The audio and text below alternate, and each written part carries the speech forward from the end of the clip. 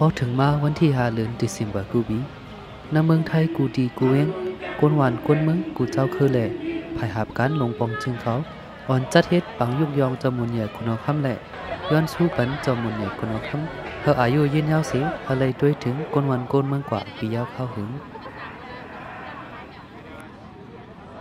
อยู่เซาในวันเมืองเชียงใหม่ในก็เป็นอันนี้ยินจมขอบใจตีปอลงของไทยเขาปันเปิ้งหญิงปันเขาอยู่เซาในเมืองไทยเนี่ยค่ะเนาะก็ค่ะก็เมื่อในเป็นวันที่5เป็นวันปอเนี่ยค่ะเนาะเขาก็ขยันสู้ปันปอลงของไทยเขาเนี่ยค่ะเนาะก็ให้มีอายุยืนยาวอยู่ดีกินวันก็ยืนแชมป์จ่าเนี่ยค่ะเนาะก็ค่ะเนี่ยก็ผักถึงปอลงของไทยเขาเนี่ยค่ะเนาะก็ค่ะยินจมมาค่ะสงค่ะย้อนโซ่ไฮจอคนฮอกถ้าเขาอยู่ดีกินวันก็อย่างเสื้อสาเราให้ละสิกัมคาแล้วก็ให้กินยาเหม็นทรงแล้วก็ให้มีตังก็อย่างเสื้อสายังสู้ให้จากมุนเดียวกับเราข้ามมึงแถวขาอยู่ดีกินวันอายุยืนยาวเสกัมขาเขามาสงขาในปี2014ในตีเกียงใหม่ก็เลยจัดเฮ็ดหลายๆที่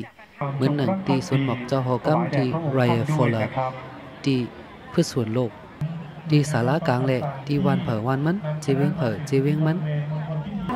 วันกันจัดเฮ็ดปังยุกยองจอมุนใหญ่คุณคำแหละย้อนชูปันจอมุนใหญ่คุณคำพาอายุยืนยาวเสียอะไรด้วยถึงกวนวันกวนเมืองกว่าปียาวเข้าหัวได้จำลำดับในการลงทะเบียนของท่านไว้นะครับเพื่อที่จะเกิดย้อนให้จมุนใหญ่ของเราข้ามเอาขาอายุยืนนา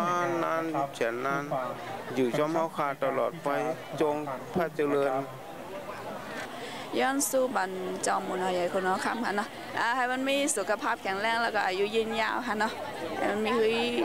เป็นลมโพลมใจให้พุ่งชนชาวไทยหรือคนใต้กูก็เลยอยู่จอมกว่านานๆหึงจังเลยค่ะนะอ๋อค่ะปวงชาวไทยทุกเหล่า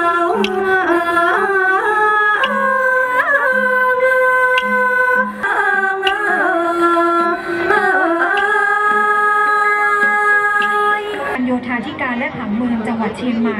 รอเวลาพร้อมกับส่วนกลางนะครับที่จะมีการกล่าวถวายพระพรทรีมงคล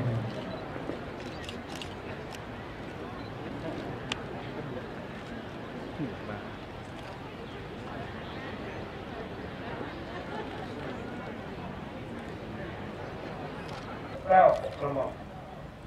ข้าพระพุทธเจ้านายสุริยะประสาทบัณฑิตผู้ว่าราชการจังหวัดเชียงใหม่พร้อมด้วยเจ้านายฝ่ายเหนือกองสุลต่างประเทศข้าราชการพลเรือนตุลาการอัยการทหารตำรวจพนักงานรัฐวิสาหกิจเหล่ากาชาดจังหวัดเชียงใหม่ตีเกียงเหมาตีไรหันการศึกษาและวัฒนธรรมไทยใหญ่อันพี่น้องไต้ฮอนกันขอดพอดมาตาทิ้งซิมปืนเพลิกไล่ฟิงเงใต้เฮานั้นฮอนโฮเซไหลเอาพี่น้องไต้แหละหลายเจ้าคือจะเลยมาเหตุการณ์อยู่เนื้อเกียงแม่กว่าข้าวหงป้าปางยุกยองจำมนใหญ่คนเอาคำในวันนั้นพี่น้องไต้ตีมาวันไหนก็กำฮองโกมากูปีเตะเจมือเลยมาเหตุการณ์อยู่ในเมืองไทยปนมาปียาวข้าวหึง